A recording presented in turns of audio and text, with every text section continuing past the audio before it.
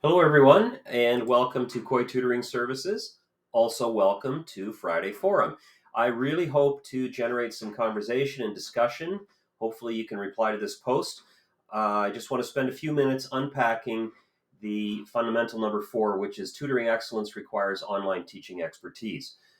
You know that in the last few years, your children have experienced a lot more online learning, not only in the last 2 years in particular, but even before then. It used to be that all schools, elementary, high school, and certainly university, college, were not online. Paper, pencils, paper tests. Now everything is much more complex. And while sometimes your child will have a grade 10 history or science textbook or math textbook and come home with paper and have a binder, many other times they increasingly will not. So I've used online teaching platforms for the last 7 years or so, and that's not to say that students just sit quietly and don't interact. Quite the opposite, in fact. However, we have been blessed at my school to have quite a few pieces of hardware, most notably Chromebooks, and so those have been the go-to tools for students to interact and to learn and to demonstrate their learning online. I want to profile two learning platforms. Some of these may be or may not be familiar to you, but your children guaranteed will know either about Google Classroom or D2L.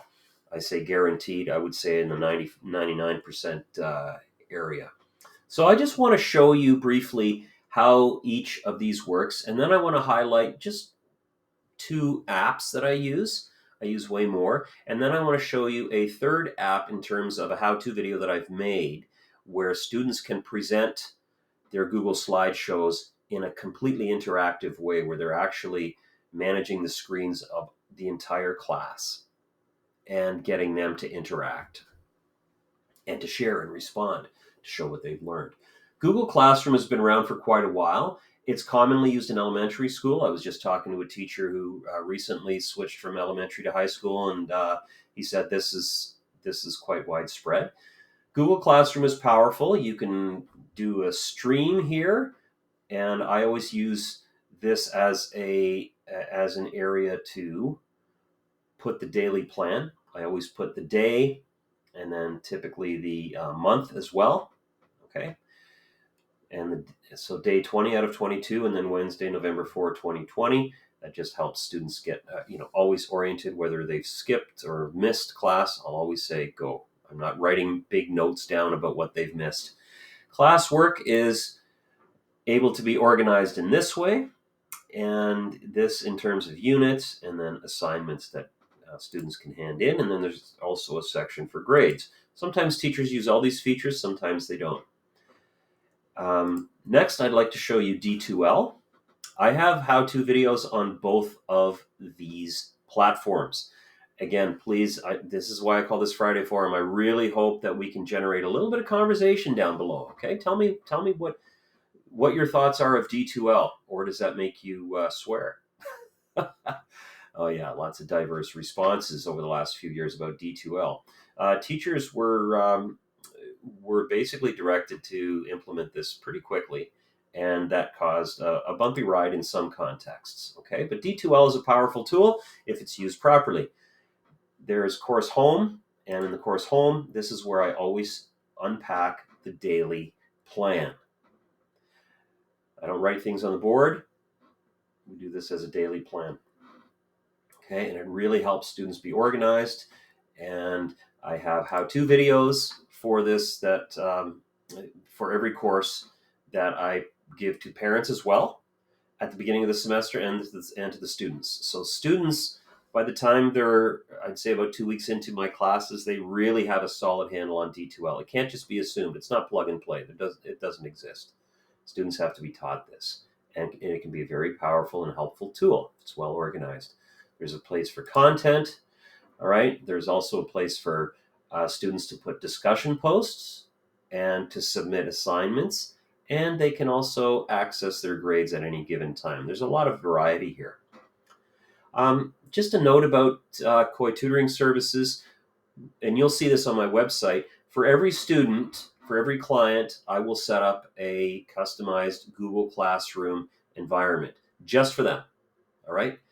That is their space for learning, and they can upload things and we can talk about that. And that's quite powerful.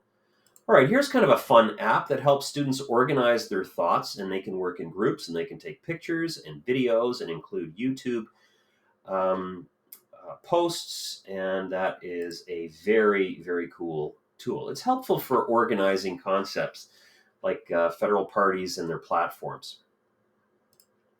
Then just to kind of unplug one part of the brain and plug in another part, I do a fun online game that I have student competitions, okay, between classes throughout the semester. And this is a very, very cool app that's called freerice.com, and it's set up by the United Nations World Food Program.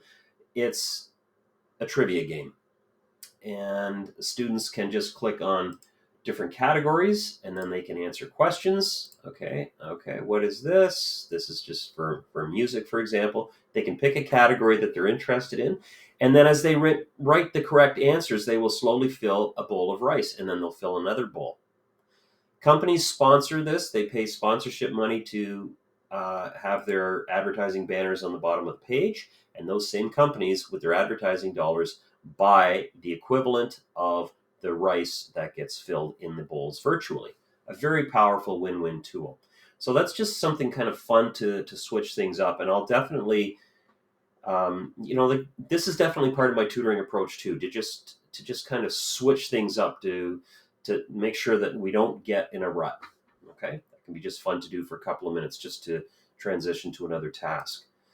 And then here, now this is a lot of clutter here, and your time is valuable. I'm not going to spend more than just a very brief amount of time on this. I'm showing this to you because this is a video that I share with my students that helps them plug in a really cool tool into their Google Slides. It's commonplace these days for many teachers to assign a project and then to have the students present this in a Google slide.